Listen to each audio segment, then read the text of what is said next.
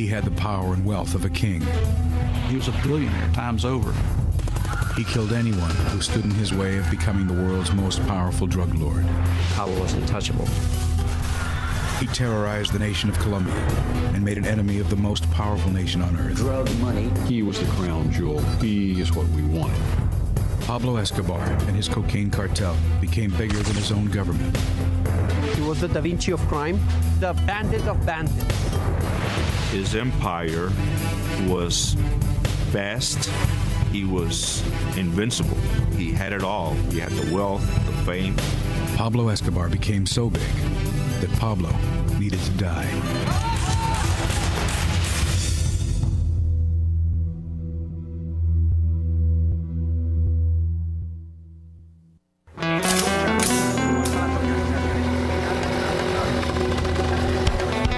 December 2nd, 1993.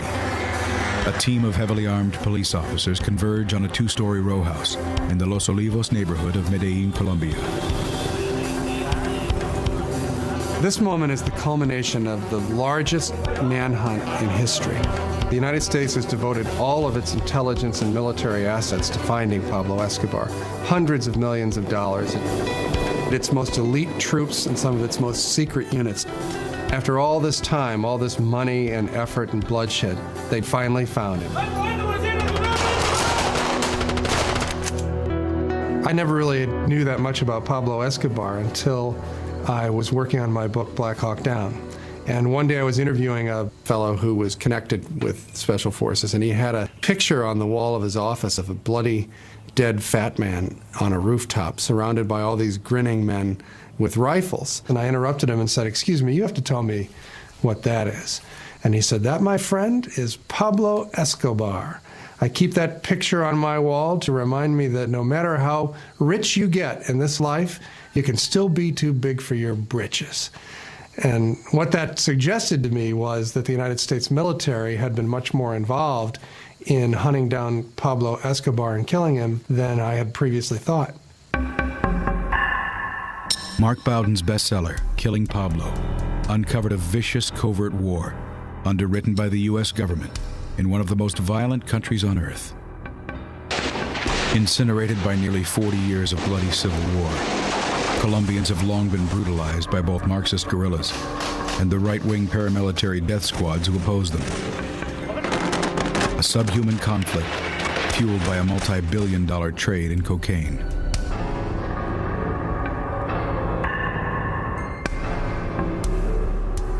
Colombia's ascension to its place as the kidnapping and terror capital of the world began in a 1950s era of political turmoil.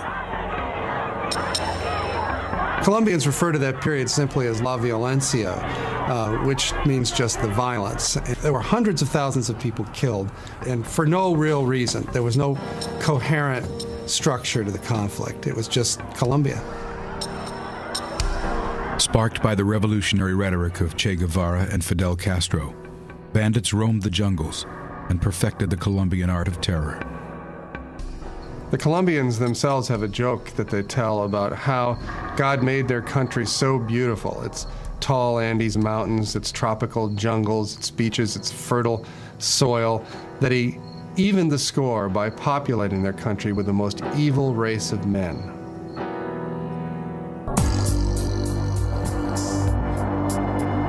From the crucible of La Violencia emerged one of the most violent criminals the world would ever see.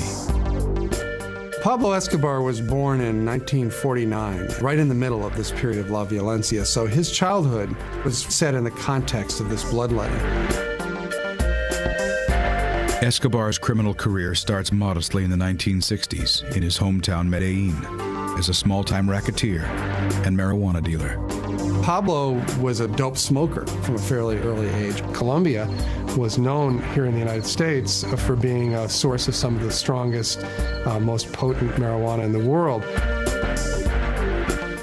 America's counterculture establishes a robust market for Colombian marijuana. But it's the arrival of cocaine in the early 70s which presents a criminal opportunity that would shape the future of Colombia. By the mid-1970s, Cocaine began to become a more fashionable drug of choice. And this was perfect for a smuggler in Colombia because it's a difference between why carry an elephant when you could put a mouse in your pocket. We have a very big jungle, and the countryside has a very little presence by the government and by the state. Most of the area outside the cities is really wild territory. So a certain amount of law and order exists within the cities, but outside the cities, in the mountains and in the jungle, there's very little law and order. And it's in that lack of authority and in that lack of presence of the state where most of the problems brew, where most of the coca has been growing, where most of the violent conflicts and the violence originates. Well, Pablo Escobar was not a brilliant entrepreneur or organizer. What he was is more violent and ruthless than most of the people who were engaged in this business. And in that way, he was able to consolidate most of the lucrative drug trafficking routes out of Colombia. In 1975, Escobar offers to sell 14 kilos of cocaine to Medellin drug boss Fabio Restrepo. Pablo set up his first deal with Fabio Restrepo. They saw him as a sort of a common street criminal, and they definitely underestimated him. 3 weeks later, Restrepo was found dead. And they were informed sort of unceremoniously that they now worked for Pablo Escobar.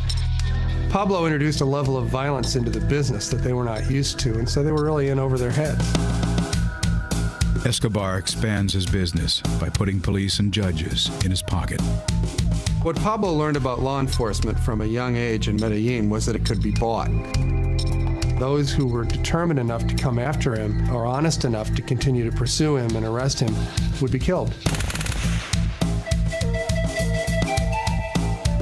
Fueled by America's appetite for the white powder, Escobar's power grows exponentially.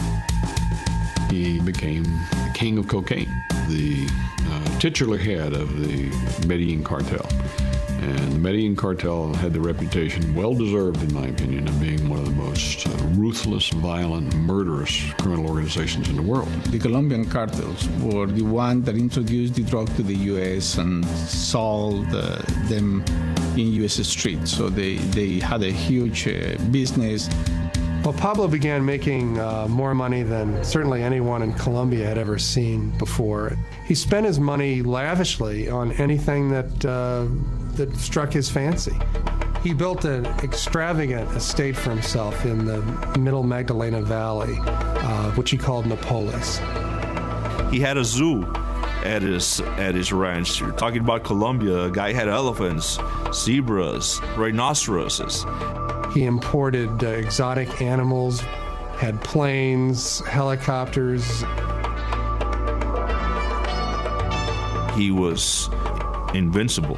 He had it all. He had the wealth, the fame. It is a lifestyle Pablo fiercely protects.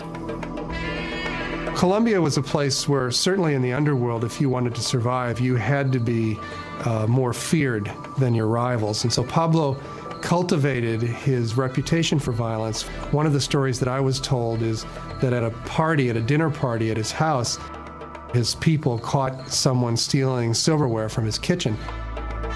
He had the waiter who stole the silverware bound hand and foot and then kicked him into the swimming pool and had his guests all watch this man drown and announced that this is what happened to anyone who stole from Pablo Escobar. He was a terrible criminal. He used terrorism in a way that Colombia never before had seen. As the Medellin cartel grows in power, Marxist guerrilla movements such as FARC also grow in strength. Even though in his early days Pablo liked to use Marxist rhetoric, he rapidly became the richest man in Colombia, and as such, he became a target for some of the leftist guerrilla movements in the hills. So Pablo joined with a lot of other wealthy drug traffickers to form their own private armies, paramilitaries, to go after the guerrilla units. Two of the early paramilitary leaders who Pablo worked with were Fidel and Carlos Castaño. Y el gobierno sigue entregando la nación. My father was kidnapped in the year of 79 by the FARC guerrillas. Guerrillas de las FARC. Our lives turned 180 degrees. With the Colombian government unable to protect its citizens from Marxist guerrillas, Carlos Castaño and brother Fidel establish a paramilitary army called the AUC. Once they cowardly killed my father, I made a decision to fight. They created this organization of paramilitaries with the support of the drug traffickers, primarily the Medellin cartel. This is when my brother Fidel met Escobar and began a friendship with Escobar. The Castaños became allies of the Escobar organization. The paramilitaries were an armed branch of the drug traffickers. Of course, with all the kind of private army he had and a huge amount of money, he became very powerful. Pablo had ambitions to be more than just the wealthiest man in Colombia and its most successful criminal. He wanted to be beloved by the people of Colombia, and he wanted to have a legitimate political power. And so he began spending some of his millions on projects for the poor people in Medellin. He funded the building of housing and recreational centers and soccer pitches, and embarking on a lot of sort of private welfare programs that something that the government of Colombia would never have done. The objective of Pablo's political campaign? Avoiding extradition to the United States. That was the one thing that they feared more than anything. Because whereas in Colombia they could manipulate the justice system by killing judges, by corrupting them, by all sorts of coercion, once they got to this country, they were just another defendant, and they were willing to die rather than go to the United States. In 1982, he was elected to the Congress as an alternate. But the first time he tried to take his seat in the House, he was denounced by the Minister of Justice, Rodrigo Lara, as a notorious drug trafficker and criminal. Escobar's criminal history surfaces in the Colombian press, and his fall from grace is swift. Pablo is banished from the political scene, and many of his assets are seized. Pablo was deeply humiliated by Lara's denunciation, and really from that day forward was at war with the state of Colombia. The U.S. ambassador had warned Lara that his life was in danger, in fact had given him a bulletproof vest. 3 months after taking his stand against Escobar, Lara is tracked by one of Pablo's gunmen.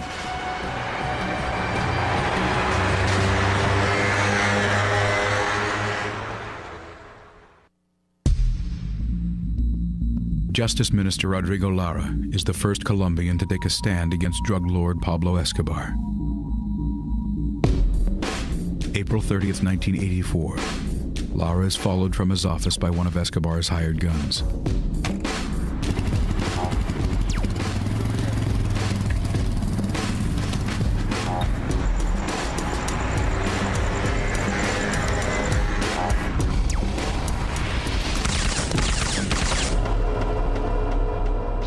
A bulletproof vest provided by the U.S. government is found by his side. With the amount of bullets in his body, it's clear that the vest wouldn't have saved his life anyway. While Lara's killing puts Pablo at war with Colombia, he has yet to become a target for the Americans. Well, initially, Pablo Escobar and the other drug traffickers were considered to be sort of romantic, dashing figures. In programs like Miami Vice here in the United States, they were portrayed as somewhat romantic figures. Assuming the risks of drug use was considered to be part of what made it cool. And so it was really the hip world against the square world. The square world was sort of epitomized by the Reagan administration program, which was Nancy Reagan's Just Say No program. Little kids doing drugs, it turns my stomach. Don't mess with them. Just say no. In the early 80s, cocaine begins to transform the landscape of urban America. Public attitudes began to change when cocaine began arriving in the United States in a new form. Instead of being a powder that you sift, it was then now being sold as crack, and it was very inexpensive. And that quickly became hugely popular with the poorer classes in the United States and was just a devastating plague in our cities. The change from just normal cocaine to crack had a huge impact on U.S. policies. It had not only afflicted the people who became addicted to crack, but then these people would set out to steal in order to sustain their addiction. So the cities became plagued by an epidemic of violence and crime. Very high percentage of the murders that take place in the United States are somehow or other connected with cocaine trafficking.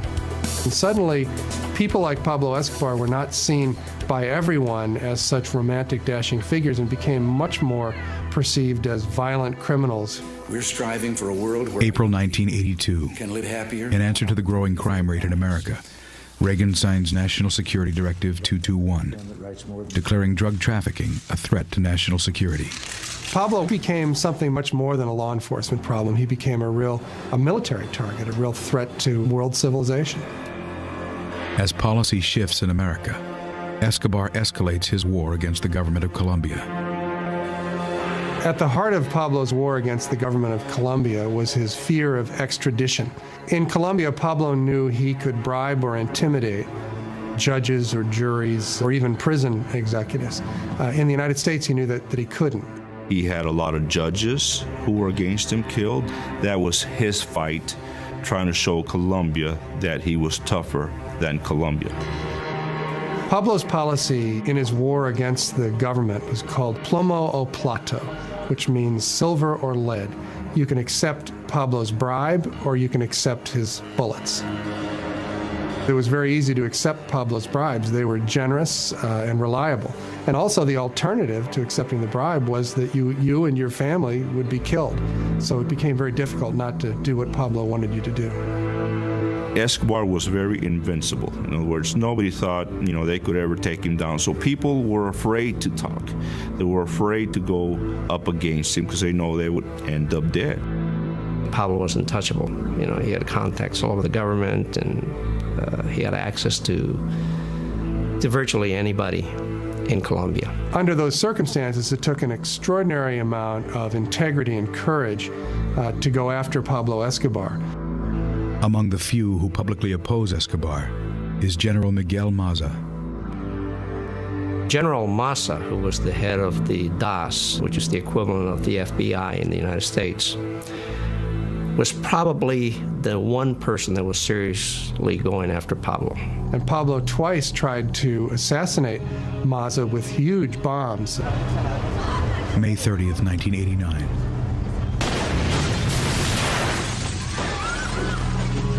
Escobar targets Maza with a remote detonated car bomb.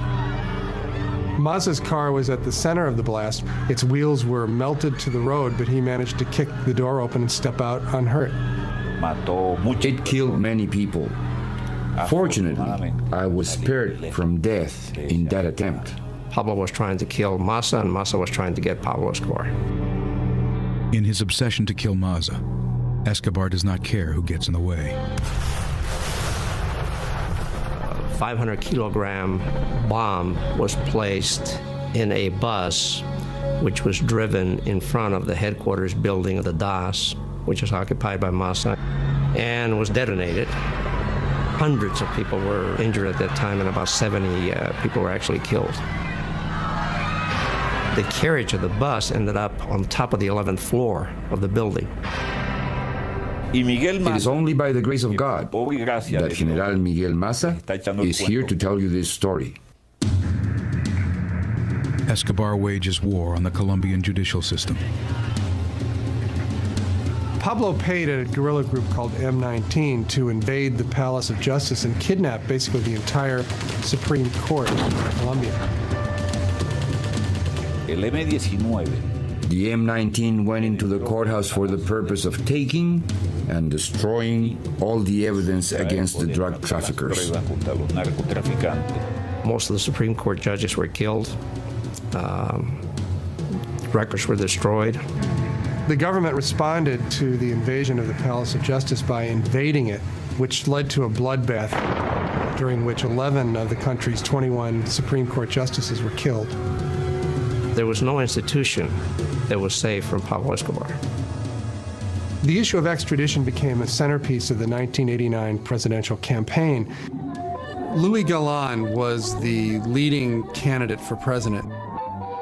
Galan was campaigning, promising to utilize extradition to rid Colombia of drug traffickers like Pablo Escobar. Escobar and his gang decided that Galan was an obstacle, that he shouldn't be president of Colombia. August 18th, 1989. Galan prepares to deliver a campaign speech in Sochoa, southwest of Bogota. Pablo Escobar targeted him and had him killed. Pablo was responsible for assassinating 3 of the 5 candidates for president. The man who took Galan's place was his campaign manager, a man named Cesar Gaviria. This was a very, very difficult period. Escobar was trying to kill me. If he had the possibility of killing me, he would not doubt a second. November 27th, 1989. Presidential candidate Gaviria is scheduled to fly Avianca Airlines Flight 1803 from Bogota to Cali. One of Pablo Escobar's lieutenants is instructed to board the plane with a suitcase he is told contains a listening device. Unbeknownst to Escobar's man, the suitcase is in fact a bomb.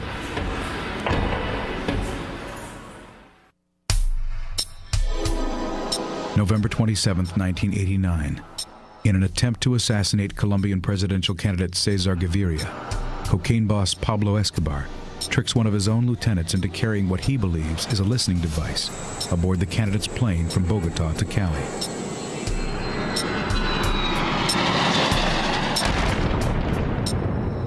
Avianca Flight 1803 goes down in the mountains outside Bogota. 110 people are killed. There are no survivors. Gaviria, as it happens, was not on the plane. But at the point where Pablo bombed an airplane, he became what the United States considers a clear and present danger. There were 2 American citizens killed on that plane. So under the long-arm statutes, we could prosecute him for the Avianca plane. With cocaine continuing to flow across the borders, American drug policy changes from intercepting drug shipments to taking down cartel leaders. It became very evident that we had to target them more specifically. As their power grew, it became evident that they had to be dealt with. When George Bush was elected president in 1988, he changed our country's policy against drugs to targeting the drug kingpins, men like Pablo Escobar. And for the drug kingpins, the death penalty. November 2nd, 1989. President Bush's legal counsel drafts a reinterpretation of the long-standing executive order prohibiting the assassination of foreign nationals. The new interpretation of the prohibition said that if the President of the United States determined that someone was a threat to national security or to the lives of American citizens, that person could become a target for assassination. Our forces could go out and not just try to find them and arrest them, but actually kill them. America's premier counterterrorism team prepares for a potential mission. Delta Force is the Army's top secret counterterrorism unit that specializes in finding people and going after them, and is considered to be one of the best in the world at doing this. Our existence is still not recognized by the Department of Defense. Regardless of whether or not we exist, the unit has some highly motivated, select individuals that specialize in these kinds of operations.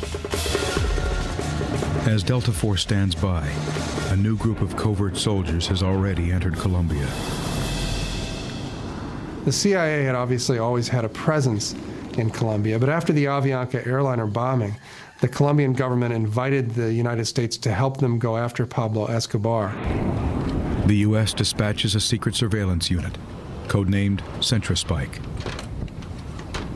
CentraSpike has certain technologies that's highly sensitive. I'm not going to go into what they have or don't have. CentraSpike is another top-secret Army unit that consists mostly of language experts and technicians who specialize in finding people by eavesdropping on their electronic communications and using radio telemetry to target their location. Flying under the cover of an aviation technician team, CentraSpike begins eavesdropping and triangulating phone conversations. One of the things that CentraSpike did was prepare a kind of organizational map. For instance, they would soon know who were the 10 people who Pablo Escobar most frequently spoke to on the phone, and then who were the 10 people that each of those 10 most frequently spoke to. You can form a fairly sophisticated map of the inner workings of an organization. The nucleus of the Medellin cartel was Rodriguez Gacha, a.k.a. El Mexicano, the Ochoa brothers, Fabio, Jorge Luis, Juan David, and Pablo Escobar as the leader. So it was a conglomerate. They would get together, they would borrow each other's airstrips, airplanes, borrow each other's labs. They were doing loads of coke into Mexico, then Mexico would bring it to the United States. With CentraSpike flying and listening overhead, the Colombians place a team in Medellin with the dangerous task of acting on CentraSpike intelligence. They created their own special unit of elite police and soldiers called the Bloque de Búsqueda, or the Search Block, which existed specifically to go after men like Pablo Escobar. Commanding the Search Block would be the most dangerous job in the most dangerous country on earth. It was a job that nobody wanted, because whoever was going to be in charge of this group going after Escobar would become immediately a target of Escobar's. The man who commanded the Search Block was Colonel Hugo Martinez. Martinez accepts on the condition that he will be periodically rotated out of the hot seat. It was understood that there was to be a change in personnel every 15 days. However, there was never a change in personnel. I remained on duty the entire time. Hugo Aguilar is selected as Colonel Martinez's right hand. We were chasing after the most dangerous criminal organization in the world, backed by more than 1,000 men in uniform from a combination of various Colombian armed forces. As soon as the Search Block was formed, Pablo Escobar announced that he was going to kill 60 members of the Search Block in the first month. And then he proceeded to make good on his word. He says he will destroy the Search Block within 8 days. In those 8 days, he placed 2 car bombs, which killed approximately 25 police officers. In the first weeks of the Search Block's efforts, scores of the men were killed. There were times when we would feel powerless before such a criminal. Though the Colombian government considers disbanding the Search Block, Colonel Martinez asks for and receives more men and continues targeting Escobar's organization. The first of the drug traffickers that CentraSpike targeted and found was Rodriguez Gacha. When the CentraSpike located Gacha on a hilltop finca just outside of Bogota, they turned over this information to the Colombian government. Gacha and 3 of his associates are gunned down in a battle with Colombian forces. Gacha went down fighting. I mean, shooting at the police. Escobar would soon lose more vital assets. CentraSpike enabled the Search Block to target a lot of the key people right around Pablo Escobar. They started arresting people, they started killing people.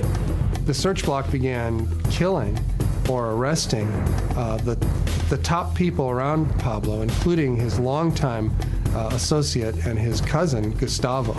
And Gustavo Gaviria was the brains behind the Medellin cartel. Escobar remains unaware that CentraSpike is listening in from above. CentraSpike got to be so effective that Pablo came to suspect that he had an informer in his inner circle. So he began torturing and killing people around him who he suspected of collaborating with the authorities. What he didn't realize was that the information was being provided by the secret American unit Centrospike. Escobar was not the only one who operated by violence. All of these hitmen and associates of Escobar were killed in what the police would euphemistically call shootouts with the police. Colonel Martinez or his troops may have gone to the extreme, but this wasn't a normal criminal that they were after. Pablo Escobar rates right up there with Adolf Hitler.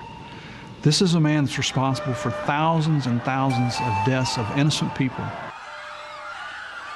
The search block was a 700-man SWAT team, and you can't run an operation like that without it being violent. They were being shot at and killed all the time. This was a war. It was an armed confrontation between the Medellin cartel and the state. Desperate for an advantage in his war against the state, Pablo begins kidnapping Colombian dignitaries. I was kidnapped on September 1990. I was a classical kidnapping in which a couple of cars, 3 cars blocked your car. They killed my driver.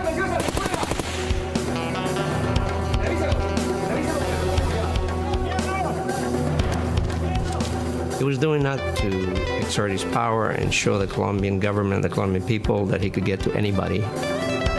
Escobar will use his hostages to negotiate the terms of a surrender.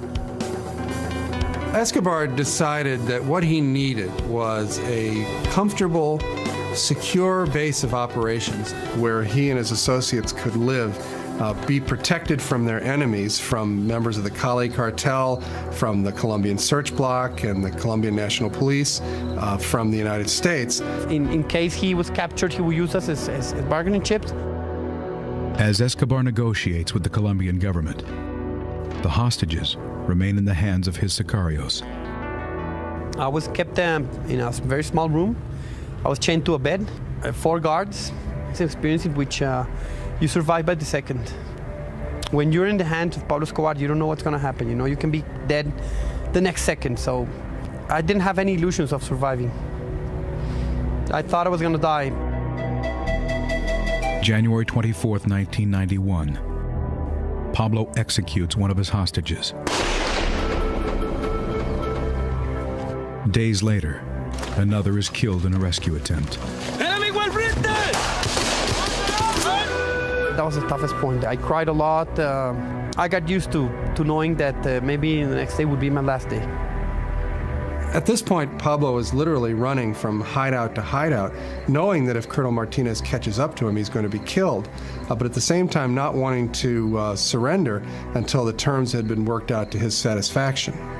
Pablo is playing a very dangerous game with the Colombian government. He felt the pressure. He knew we were getting very close. The president was warned about the danger in negotiating with Pablo Escobar, but he went right ahead. The deal that Pablo made with the government of Colombia was he would discontinue his violent campaign against the state in return for being able to build his own prison on a mountaintop just outside of Medellin called La Catedral. May 20th, 1991. As a concession towards his private sanctuary, Escobar releases his remaining hostages. I couldn't believe it. They took me to a street. They gave me money for a cab. And finally, a guy picked me up, and I told him, please take me back home. As part of Pablo's deal, General Maza is removed from his case. With construction underway on Escobar's private prison, one last demand must be met. They actually held a Continental Congress, basically, where they rewrote the Constitution of Colombia to ban extradition. And the day that the amendment to end extradition was put into the Constitution, Pablo Escobar turned himself in.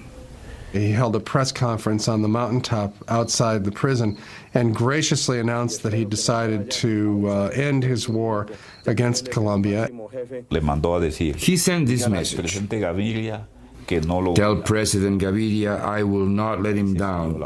The agreement was thus sealed. I personally viewed it, along with my colleagues working on the search, as having been defeated. He knew we were close to getting to him, and this was his way out. To us, it was a defeat. We had lost, and he had won. Even as Pablo is incarcerated in La Catedral, he sends a message to Colonel Martinez. They discovered a bomb that had been planted by one of Pablo's hitmen. Pablo's deal with the government of Colombia evidently didn't include ending his war against Colonel Martinez.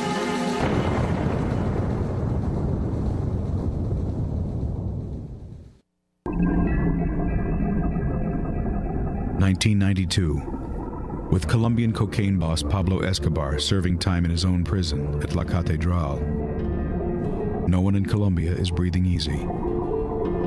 It was a different kind of prison in the sense that he wasn't actually required to stay there. He would frequently turn up at soccer matches in Medellin or Christmas shopping in Bogota. I've been in a lot of prisons in my 26 years, and this is definitely not classified as a prison. A resort would be a more accurate way to describe La Catedral. They would bring truckloads of friends and prostitutes to party with them. He built a discotheque inside of the prison, which was used as the party room. My favorite part of the deal was that the Colombian National Police, i.e. Colonel Martinez and his search block, were not allowed within 20 kilometers of the prison. We made a huge mistake. We underestimated the capacity of Escobar for corruption and intimidation. Disastrous. You could not negotiate with Pablo Escobar. Pablo Escobar was a psychopath, a mentally sick individual, and he proved it. Pablo got set up in La Catedral and began to reconsolidate his hold over the cartel. In fairly short order, he built the Medellin cartel back up to where it was exporting more cocaine than it ever had in its history. He was still doing his same old activities of ordering the killings of people, of sending dope. So nothing had changed except that now he was safer. Some of his subordinates had begun basically running the organization for themselves and apparently had been helping themselves to large portions of the profits. Two of the associates who were doing this, the heads of the Galeano and the Moncada families, were invited up to the prison for a chat with Pablo. Pablo had them both executed. I'm declaring a Fujimori. In other words, I'm taking over. I am taking over the government, and I am the boss now. I run everything. President Gaviria had put up with a lot of the criticism of his deal, but the embarrassment of putting Pablo up in such luxury and giving him such relative freedom finally reached a turning point when he learned of the executions inside the prison. So he was like running his business from jail, and he gave orders to move him to Bogota. Ambassador Morris Busby receives the news while back in the States. The phone rang, and it was Janet Christ, who was the political counselor, and she said the president has moved against Escobar. He has sent a military team up to Envigado, and they're going to take him out of the prison. He made the decision that they had to move Pablo from his self-built prison to a real one. Eduardo Mendoza, who was a vice minister of justice for Colombia, was sent up with the army unit just to observe. But, of course, Escobar found out about this before they got there. With Escobar aware of their plans, the army refuses to enter the prison. Mendoza took it upon himself to go in the prison to negotiate with Escobar to try to reassure him that he really was just going to be transported to a different prison. And, well, things went badly. Escobar got very angry with him and said this was a violation of his agreement with the president, and basically took Mendoza captive inside the prison. Justice Minister Mendoza is held at gunpoint inside Escobar's living quarters. While Mendoza was being held captive in the prison, Pablo's men kept threatening to kill him. As the standoff continues through the night, President Gaviria calls in the Colombian Special Forces. Time was passing, and we need to do it. In the early morning hours, they assaulted the prison. Mendoza, in the confusion, was corralled by one of the Special Forces sergeants that threw him to the ground and basically sat on him, and then directed him on how to run out of the line of fire, and managed to escape with his life. It was incredible what happened. I was indignant and furious because I did not understand, and I do not today. Several hours later, Janet called again and said there has been a real fiasco. The whole operation was a failure. They discovered that Escobar had escaped. Escape is not the correct word. He walked out of the prison. He controlled the guards, he controlled everything. I think he had like 12 of his best assassins staying with him, and they all escaped that night. The Americans associated with this mission were delighted that Pablo had escaped, because while he was in prison, they hadn't been able to go after him at all. Now that he was free, it opened up the possibility of targeting him again and killing him. We were elated because the hunt was on again, and we knew we were going to get him. President Gaviria makes a plea to the U.S. Embassy. Gaviria had said to me, I don't know what restrictions you've been operating under in this country up to the present time, but I'm telling you right now, we need your help. There are no restrictions. I asked full cooperation of the U.S. in this matter. We needed to find Escobar. He asked Ambassador Busby for a military help, and the first thing that occurred to Busby was Delta Force. He made a request to Washington to bring Delta Force to Colombia to help lead and train the Colombian forces to go after him. We got some assets into the country. We got a lot of very, very competent people that came to Colombia literally within hours. All kinds of groups were there. The unit, the agency, Central Spike, all to provide support for the Colombian command. I always believed that we had a very, very good shot at finding Escobar in the early going. He was the crown jewel. He is what we wanted. Delta Force places 2 operators at La Catedral. While Central Spike would put their ears on the target, Delta Force would put their eyes on it. Central Spike and Delta Force were able to pinpoint Escobar's location literally days after he'd escaped from prison. By the time the Colombian forces act on the American intelligence, Pablo has vanished. In order to be successful with Pablo, it had to be very time sensitive, because if we got intelligence that Pablo Escobar was at location X last night, chances are he wasn't there anymore. As Escobar's trail grows cold, a decision is made to reform the original search block. This time, it will have the full support of the United States law enforcement, intelligence, and counterterrorism agencies. Peña and Murphy went to live in Medellin with the task force. I mean, that was their second home. This search block was now more organized, had more of a focus, had more intelligence, had better equipment to start the second search for Escobar.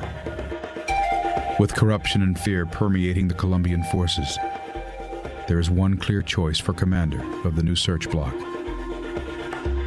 I did not ask to be reassigned to head the operations. But when he escaped from La Catedral, my immediate thought was, this represents an opportunity to finish the job. He was one of the few Colombian police officers that was not afraid of Pablo Escobar, and he was completely obsessed with getting Pablo. So a decision was made to bring Colonel Martinez back. They spent the latter part of 1992 basically training Martinez and his men to be more effective, basically to be a proxy Delta force in this effort to get Escobar. The search block immediately begins launching daring raids throughout Medellin. It was very stressful. I mean, it's one of the most stressful, I guess, dangerous points in my life. You got to remember that we were going after probably one of the world's most dangerous persons. Through his lawyers and the press, Escobar desperately tries to reclaim his deal with the government. But this time, there will be no deal. We all the time say, he can only give up. We will not guarantee him anything. And it was very clear to everyone involved that the intention was no longer to arrest Pablo, to bring him to justice or put him in prison. At this point, they were just looking for him to kill him.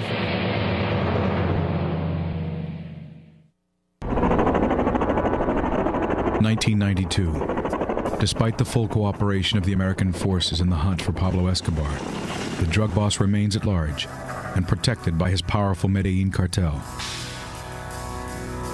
Escobar was the head of a very large criminal organization, so he employed not just gunmen and hitmen and criminals, but also bankers and lawyers and accountants. He had an infrastructure in Medellin, so we started targeting other members of his organization. We began to systematically cut away all of his support mechanisms, all of his infrastructure. We built up a large body of intelligence, put together organization charts down to the lowest lieutenant in his organization.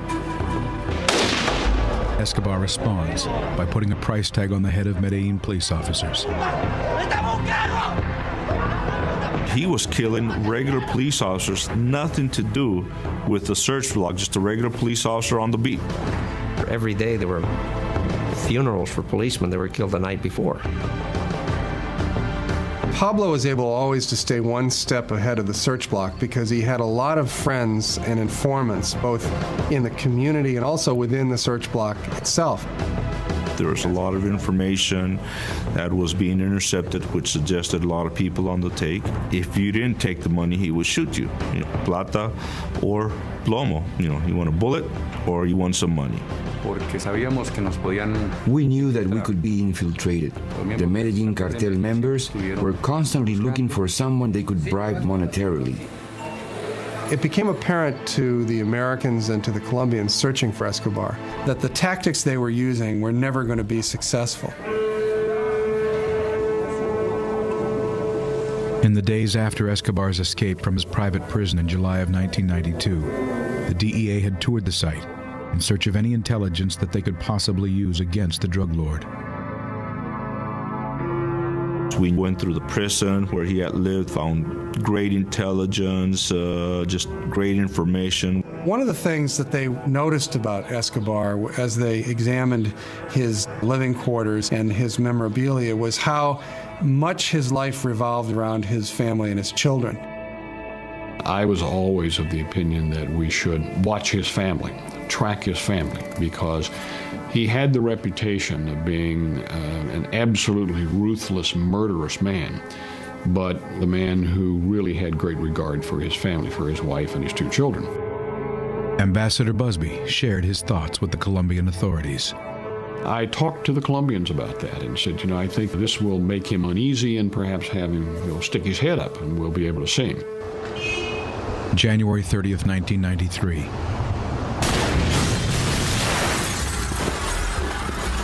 A 220-pound car bomb explodes in front of a bookstore in downtown Medellin. It killed scores of people, many of them children shopping for school supplies. And I think it was really the point at which the gloves came off in the search for Pablo Escobar. In the subsequent days, more bombs go off in Colombia. This time, however, the bombs are targeting Pablo's family. A bomb blows up a 12-story apartment building owned by Pablo's mother. Soon, another Escobar house is decimated. An organization calling itself Los Pepes came out of the woodwork. A mysterious entity begins targeting Pablo's organization and even his family for outright assassination. Los Pepes, which stood for, in its acronym, People Persecuted by Pablo Escobar, suddenly burst on the scene, targeting and assassinating anyone who was associated with Escobar. It had the earmarks of a psychological operation of some sort. But it got very quickly beyond that, and it became a murderous bloodbath. People being killed by the Pepes almost every night. They ran the whole gamut of crimes. So, in reality, Los Pepes were just as ruthless as Escobar. Anybody who had any connection with Escobar was either killed, arrested, or running for their lives. Personally, I thought he was getting a taste of his own medicine. Let's just call it another flank he had to worry about.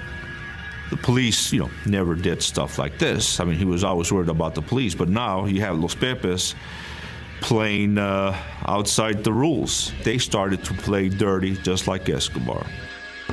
They were killing as many as 5 and 6 people a day. They would assassinate these people and leave signs hanging around the neck of the body, signed Los Pepes. While Los Pepes is exterminating Escobar's support structure, the search block takes down some of Pablo's top lieutenants, such as Tyson Munoz. The search block raided the apartment, cornered Tyson, and killed him in the proverbial gun battle with the Colombian police. The confrontation was pretty much inevitable because these people were not going to be taken alive. In my opinion, the police did not want to take them alive either because the wheels of justice don't work in Colombia the way they do in the United States. Despite an official prohibition, many of the American forces are rumored to be participating in the search block raids. Delta Force operators and the DEA agents very frequently went along on these raids and often led them. We couldn't stand back and feed them this information about a potential Escobar hideout and expect them to go out and participate in all the dangerous activities while we sat in the rear, and drank our coffee and waited for them to come back and report to us. So Javier and I decided ourselves that we would be involved in these operations. Right there on the front lines with the guys, running in, kicking the doors, going in, participating right alongside the Colombian National Police. With Americans funding, training, and possibly even participating in search block raids, concern grows over a possible connection between the search block and the death squad, Los Pepes. There were allegations on the part of Pablo that Los Pepes and Martinez were one and the same. I was very much afraid of somehow DEA being contaminated by what was going on out there. There's been accusations that members of the Bloque de Busqueda provided information to Los Pepes.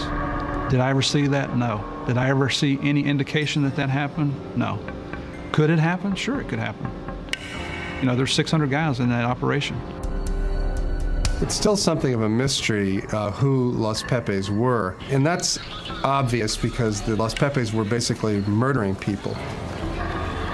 One of the few to admit to participating in the killings is Escobar's former ally, Carlos Castaño.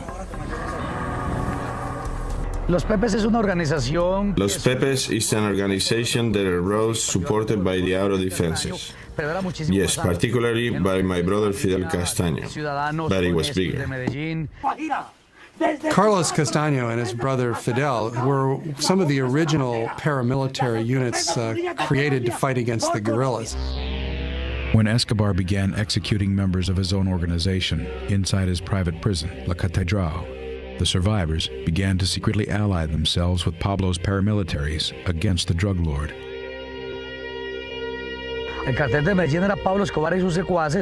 Pablo Escobar killed most of his friends and allies and his spouse. But there were relatives that survived that lunatic and they joined us. The drug trafficker said, we're sick and tired of this guy, we're going after him. And they created the Pepes, and they attacked him exactly the way he used to work against society and against them.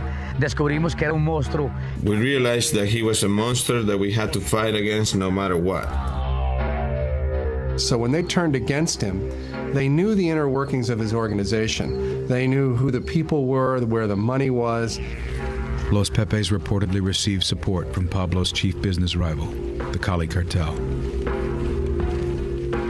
The Cali cartel was more than happy to help Los Pepes or the Search Bloc or the Colombian government go after Escobar because he was their primary rival. And by eliminating the Medellin cartel, it just made for a more lucrative business for them. Colonel Martinez and the U.S.-backed Search Bloc are rumored to be cooperating with Los Pepes. Colonel Martinez was at this point, even though he denies it, I think, was willing to work with these elements from the underworld because for him, the battle with Escobar had become very personal. You could say that Escobar affected all of us who were Los Pepes members. When things started to get really ugly, when Los Pepes began killing people wholesale, it was clear to the Americans working in Bogota that this was out of bounds. And if word got back to Washington that the United States effort was connected in any way to these death squads, then Washington would basically pull the plug on American involvement. This threw something into the game which really could have brought everything to a grinding halt. Mark Bowden's Killing Pablo cites classified cables outlining the American concerns about Los Pepes. While the United States Embassy in Bogota maintained the pretense that there was no connection whatsoever between Colonel Martinez's Search Bloc and Los Pepes, I came across the DEA's cable traffic back and forth from Bogota to Washington, which documents the knowledge of DEA agents that Los Pepes were intimately involved with the Search Bloc.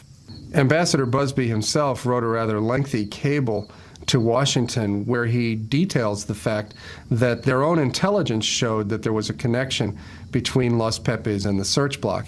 In fact, Ambassador Busby had gone to President Gaviria to complain about this and to demand that this connection cease and desist. I had several meetings, and one of them, I want you to say, every member of the police, that this is not an instruction, that this is not the policy, that we shouldn't be involved in that.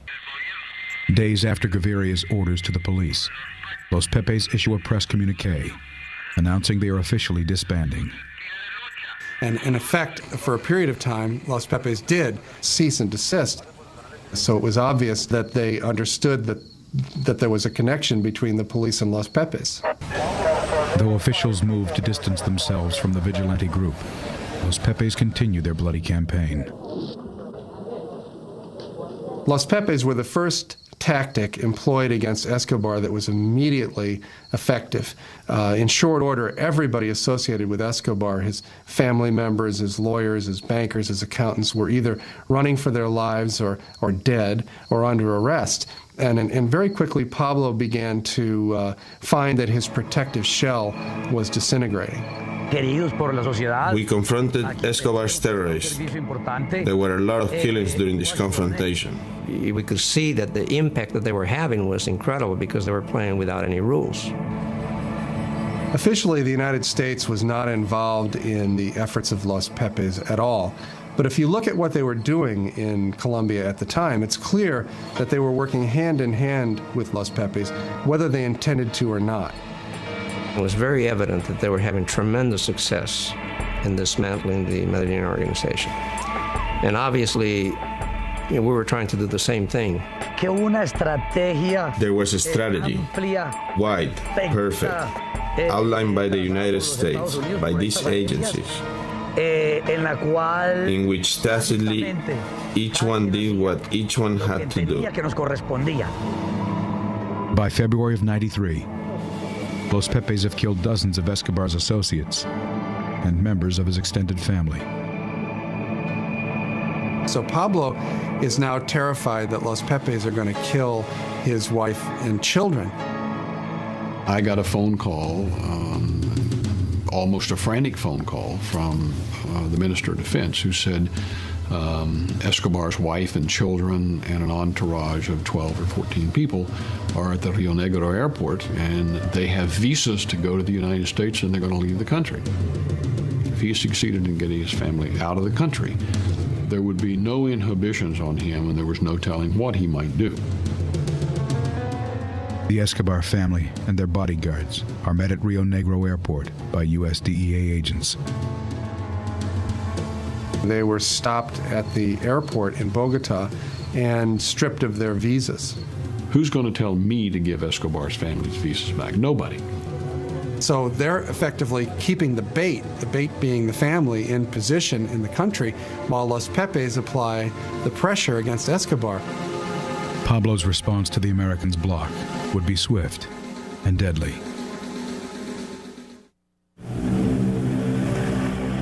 April 1993. With his family prevented from fleeing Colombia and forced back into the hands of the death squad Los Pepes, cocaine king Pablo Escobar exacts his revenge. Pablo's response was to set off a 300-pound bomb in Bogota that leveled a city block. One of the predictions that we had made was that as we began to tighten the noose on Escobar, things would get more violent, that he would react, and he certainly did. I think we had 9 bombs in Bogota in the space of about 2 months. Hundreds of people killed. Los Pepes responded by kidnapping and murdering Pablo's chief lawyer, Guido Parra. And when they killed Parra, they also took his teenage son and murdered him too. They hung signs around their neck that said, "What do you think of the exchange for the bombs, Pablo?" and signed them Los Pepes. Despite allegations that Colonel Martinez is cooperating with Los Pepes, he is kept on as commander of the search block. Colonel Martinez stood up and did the job that had to be done. Nobody else wanted to do it. A lot of people were afraid to do it. Colonel Martinez realized that the fight between him and Pablo Escobar was a fight to the death. And at the end, either he or Pablo Escobar was going to be dead. With Centra Spike finding no sign of Pablo's voice on the airways for months, Colonel Martinez requests the support of a Colombian ground surveillance unit. The Colombian National Police were having a lot of success with a small unit that operated portable direction finders in collaboration with Centra Spike. And Colonel Martinez requested that this unit come to Medellin. Martinez receives the unit, but he insists on sending one of its members back home to Bogota. His superiors sent him to me on 2 occasions. And on both occasions, I sent him back because he bears my name. The problem was that his own son was one of the men working in this unit. I knew that my equipment would work and we could get good results in Medellin. But he was always resistant to my working in Medellin for my safety. He insisted that he wanted to be involved in the search for Pablo Escobar. It had become a personal as well as familial problem that was affecting us all. Hugo Jr. was determined to be with the unit and get Pablo Escobar before he could get him, or his sisters or brothers or his mother. After a lot of talking, we came to the conclusion that I could stay in Medellin. We could get no more rest until we captured him. With Escobar's family under police watch in Medellin, Pablo's own son becomes his father's front man. He talked to Juan Pablo just about every day by radio phone, and Juan Pablo became the one person who he trusted, who he could communicate with to do his bidding with the government. While Pablo strategizes with his son, Colonel Martinez's son tries to pinpoint the transmission. I was very sure that I would find Pablo Escobar with this equipment. As the hunt for Escobar gets new life, rumors continue to cloud the search block. Known members of the Medellin cartel are seen meeting with search block officers outside the search block base, including a notorious assassin. An individual that we knew only as Don Bernardo at that time. And I'll admit, we did interview him. The Colombian National Police brought him in as an informant, and he provided information about Escobar and his associates. It was one of those things that happened in a dirty war. There was lots of informants. I can't say, if they were part of Los Pepes or not, but there were informants. Among those working as a secret informant for the Colombian police is Carlos Castaño. I provided information to the police under the code name Alecos. They never knew I was Carlos Castaño, leader of the paramilitaries. We're not afforded the luxury of having informants who are priests. Bloque de Busqueda was the good guys. The narcotics traffickers were the bad guys. Washington also becomes concerned about a possible connection between Los Pepes and Delta Force. The tactics being employed by Los Pepes were basically the same tactics that Delta Force was in Colombia teaching to the search block. There had been a lot of comments that the Pepes were using like tactics. From what I had heard, they were just ruthless. There's no tactics behind that shit. They just whacked people. Anyway, they were very efficient. In Washington, the fear was not just that members of the Colombian search block who had been trained by Delta Force were, in fact, moonlighting as members of Los Pepes, but that Delta Force operators themselves might be participating in these hits. November 12, 1993. The CIA briefs the Pentagon on suspicions of a connection between Delta Force and Los Pepes. A decision is made to pull all American forces from Colombia.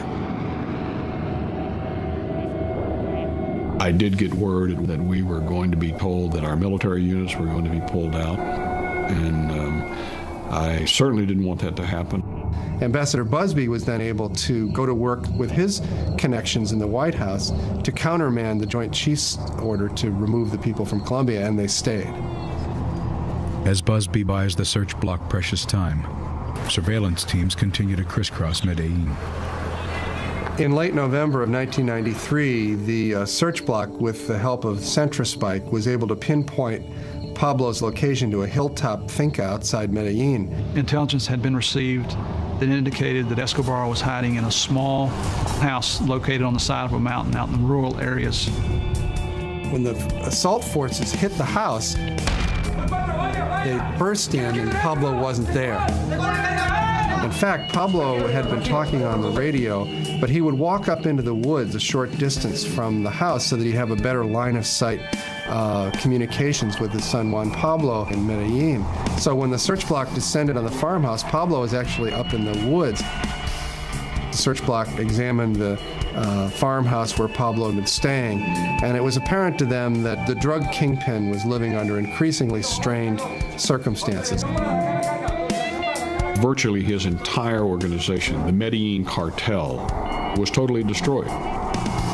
One of the few remaining links to Pablo's empire is his son, Juan Pablo.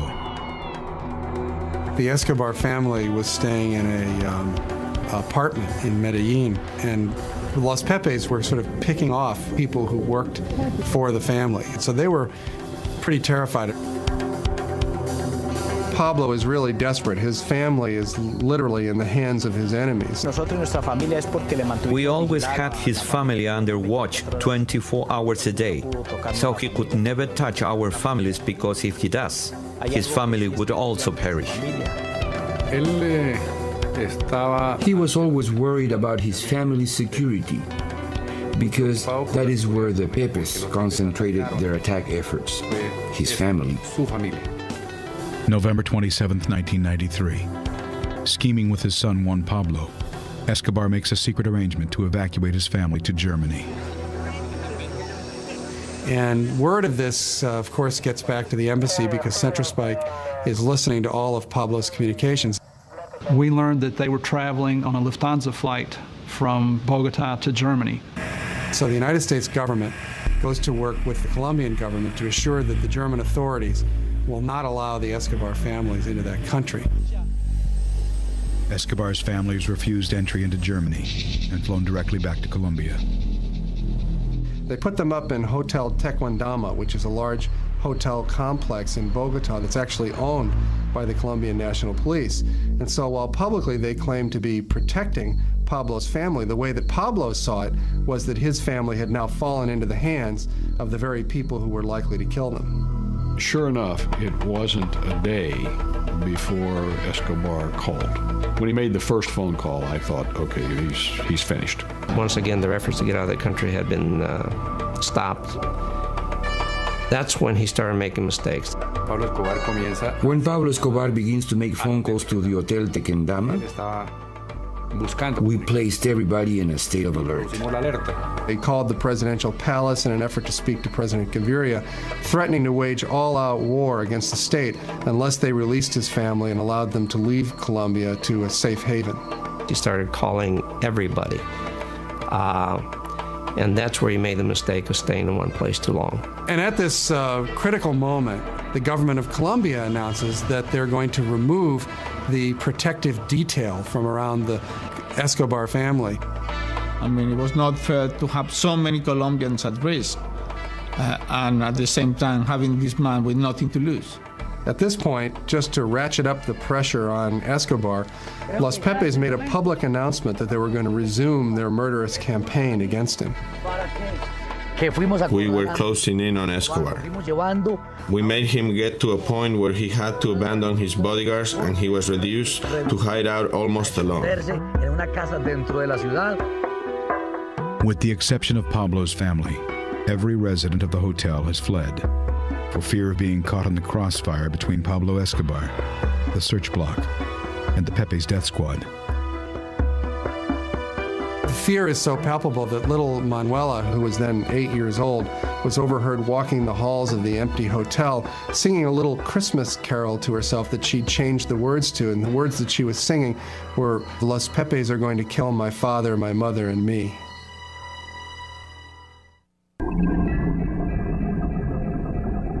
December 1993. On the run and at war with the state of Colombia, Pablo Escobar tries to protect his family from the vigilante death squad, Los Pepes. He's desperate to get his family out of Colombia, so he has to continue making phone calls to the Hotel Tequendama.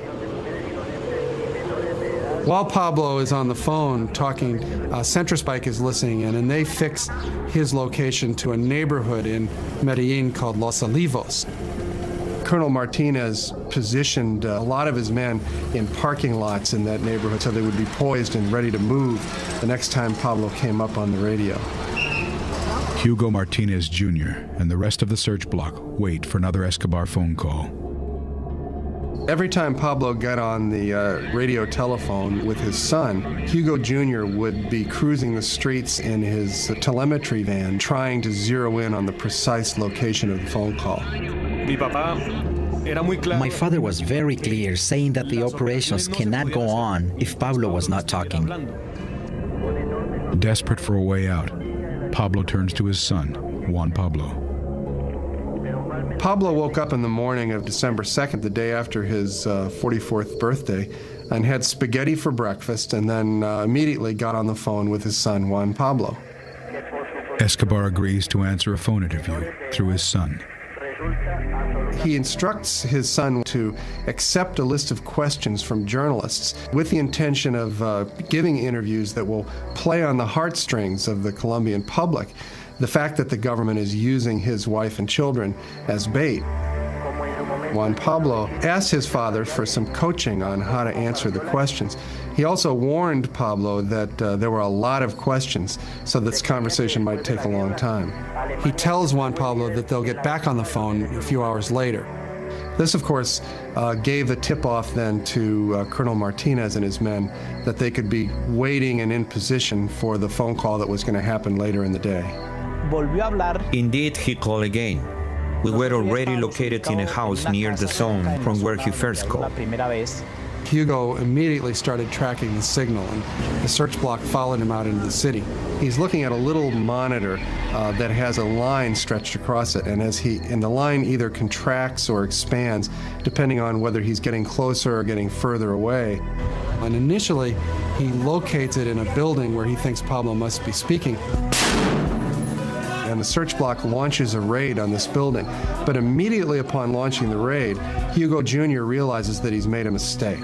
I read the instruments wrong. They went inside and I realized he was still talking, and I was very surprised. I had to look again at the instruments, and I found out that there were things that produced an error in the reading. The signal is bouncing off of water in a little canal running down the side of the street. When I realized this and made the subtractions, the arrow changed immediately. So he radios to the search block that he's made a mistake, and he races off thinking that the troops will then get back in their vehicles and follow him. But in fact, no one hears him. So Hugo Jr. and his driver are driving off by themselves, hunting down this signal, and manages to drive right down the correct street in Los Olivos where Pablo is staying. He started talking again, and I followed the signal to the point where the equipment showed me the exact location he was in. I turned around and passed by the front again. And with the radio in my hand, I put my hand out the window and started pointing at the window in the second floor. At the same time that I was pointing, I observed the silhouette of Pablo Escobar with the phone in his hand. I was listening, and he looked through the window. We saw each other. He calls me and tells me I have located him with zero margin of error. Furthermore, he tells me I'm looking at him. And Colonel Martinez immediately tells him, don't go anywhere. I tell them that they should wait for the search block, but if they had to confront him, to do so. And so Hugo went around to the back of the building, and some of the men with him staked out the front door. Pablo Escobar was very calm. We did not see him trying to make any escape attempts. He was very still, maybe waiting for luck to help him again. But this time he was surrounded. Hugo Aguilar's team reaches the scene and immediately makes the assault. Pablo hadn't noticed anything peculiar and was still talking on the phone with his son Juan Pablo when the explosive charge went off on the door downstairs. We began going up the stairs. I was up front. Pablo Escobar said, "There is something going on here. I'll call you back." And he threw the telephone. He ran to the window, and he went into the abyss. Escobar's lone bodyguard, Limon, is the first to reach the window. The man that was with Pablo Escobar came out of the house. He jumped, and he headed in our direction, shooting. Limon attempted to race across the rooftop and was apparently shot on his way across the roof. The force of his momentum carried him right off the roof, and he landed on the grass behind the garage. And then Pablo Escobar appeared. He had two guns in his hands. Pablo began trying to inch his way out along a wall that bordered the rooftop, looking for some avenue of escape. He was talking to the police with such rage and shooting in and out of the house. When he was against the wall, we were not able to get a line of fire to hit him. He started walking to the front. And since the roof goes up, we started seeing more of his body. And at that moment, he fell.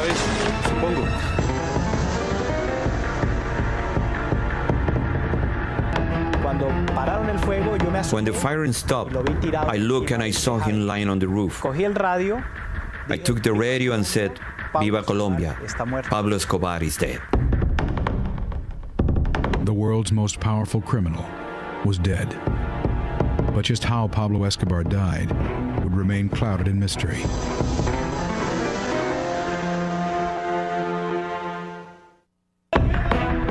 December 2nd, 1993. Drug lord Pablo Escobar is gunned down on a rooftop in Medellin, Colombia.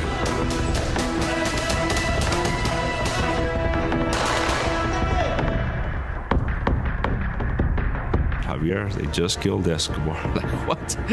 They just killed him in Medellin. It's all over the press. So, I mean, I was happy. I was elated. I became static. I ran around our office space, saying, "Hey, Pablo's dead."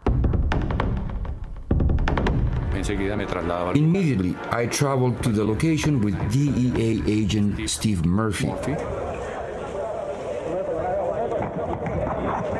I was given the opportunity to go down on the roof to view the body, to visually confirm that it was Escobar. And he climbed to the rooftop and began taking pictures. Members of the search block posing around the body with rifles like big game hunters. Murphy then gave the camera to the search block, and they took pictures of him posing with Escobar's body. Photos of an American agent posed over the dead body caused an uproar in Colombia, where many were unaware that gringos were in on the hunt. It is true that we Americans provided a lot of assistance to the Colombians. We certainly did that. But in the last analysis, the success was Colombia's. It was a Colombian operation from start to finish. Colonel Martinez, Colonel Aguilar, these guys are truly great heroes in Colombia history. I believe I have performed a great service to my country. At the end, I consider it a victory for the world. While there was no question that Pablo was marked for death, how he died remains a subject of conjecture. The official version of Pablo's death is that he came running out from that wall across the rooftop with a gun in each hand, screaming at the police and swearing at them as they gunned him down. El tiro de la pistola. The shot from my gun was the one that perforated his heart. And the one from the R-15 went through one of his ears and came out through the other ear. That is why we were able to end the story of Pablo Escobar. It may be true, but Pablo's usual modus operandi in these circumstances was not to stand and fight, but to flee.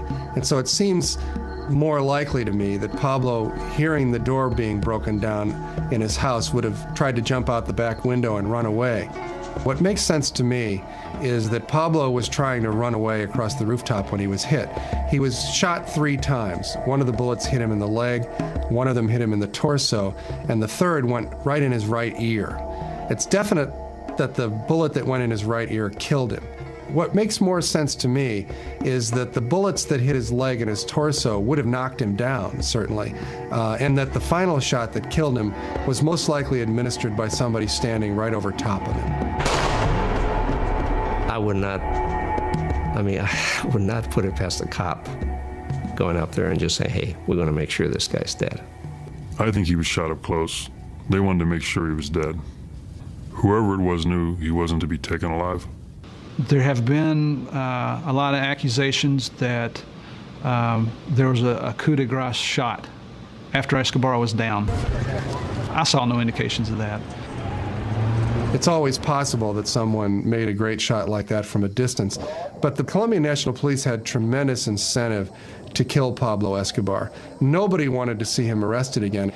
And besides that, Escobar, in the course of this manhunt, had killed scores of the policemen who were searching for him. So there was a tremendous amount of anger and hatred in these men searching for him. So it makes more sense to me that Escobar was knocked down by a few bullets from a distance and that he was finally killed with a coup de grace. Some believe that the final blow was actually delivered by an American. Within the Delta Force community, there's sort of a legend about Escobar's death, which holds that he was killed by Delta Force. It was not so much a victory for Delta, but a victory for the whole special ops community. Delta Force would have known Pablo's general location at the same time that the search block did, and would have had an opportunity to place snipers in that neighborhood.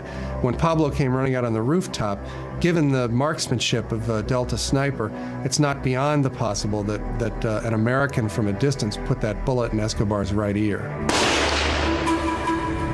I think the most likely explanation is that Escobar was killed by the Colombian National Police, by the search block. They had every capability and every desire to see Pablo Escobar dead themselves. There were no Americans involved in it. That was the Colombian National Police taking care of business. The legacy of the Los Pepes death squad has cast an even darker shadow on the history of the hunt. There's ample evidence today that the search block and the Los Pepes worked hand in hand. And of course, the whole Colombian search block was a creature of the U.S. government, essentially, because they were funded and trained and led by U.S. Special Forces. Los Pepes worked with the tacit cooperation of the U.S. government. The Colombian authorities did not oppose us either. The members of Centrospike who I've interviewed said there was never any doubt in their mind that there was a direct connection between the information that they were collecting and the information that Los Pepes were acting upon. So there's very little question in my mind that the effort to track down Escobar was a collaboration between the United States government, the Colombian National Police, and Los Pepes. I never saw any evidence that it was a Colombian government operation. It was a bloodbath, though. It truly was. Los Pepes. The Pepes operated on their own accord, by themselves. For Martinez to say that there was no connection there, he can say whatever he wants to, but there was a connection. And in my opinion, the greatest damage caused to the Medellin cartel and to Pablo Escobar and his organization was done by the Los Pepes. The Pepes were not a factor in what we were there to do. But were they a factor in getting Pablo? Yeah, big time. Today, Pablo's place as the world's king of cocaine has been taken over by the Marxist rebel movement known as FARC. FARC guerrillas are responsible for over 70% of the cocaine that reaches the streets of America. And like Pablo Escobar, they have waged a campaign of terror against the Colombian state. The FARC has inherited a lot of the methods that Escobar used, the car bombs, the kidnappings, the terrorism against civilians. So in that sense, they're looking very much alike, unfortunately for Colombia. As America supports Colombia in its war against the FARC guerrillas, they may once again share a dark ally. I am the leader of the AUC. We exist to fight the FARC guerrillas because the state is not strong enough to fight them themselves. Carlos Castaño has admitted that he was one of the early members of Los Pepes. He, of course, has gone on to become one of the right-wing paramilitary leaders in Colombia. With the tacit support of the Colombian army, the AUC has waged a dirty war against the FARC, allegedly massacring thousands of civilians deemed sympathetic to the FARC guerrillas. He's regarded by many Colombians as a hero, but also by many as a violent criminal. There's a real close relationship between the Colombian army and the AUC, in the same way that there was a relationship between the Los Pepes and the police. You know what I'm saying? Like Los Pepes, the AUC has officially been denounced by the U.S. and placed on its list of terrorist organizations. But I suspect that just as in the case with Los Pepes, the paramilitary units will continue to do what they've always done, because ultimately it's going to benefit the United States government and the Colombian government in their war against the guerrillas. I think they're a necessary evil. As long as they're the enemy of my enemy, they're going to stay alive and functioning. As Colombia and America square off against the worst enemies they've ever faced, Los Pepes provide a keen example of the central dilemma of modern so-called discretionary warfare. The issue of the Los Pepes, it's one of the central ethical issues involved whenever you use military force, and that is, how far are you willing to go to succeed? When you make the decision to go to war, you've essentially decided that the situation is beyond the bounds of normal law and order. When the people are terrorists, but they have a good network, it's very difficult to catch them. I mean, the U.S. has seen that recently with bin Laden. When a person has a clandestine organization, it's not easy. You're facing an enemy who's trying to kill you. In those kind of circumstances, the ultimate goal is to succeed, is to win, not to necessarily play by the rules. In fact, sometimes the circumstances will force you to play by the same kinds of tactics that your enemy is using in order to prevail.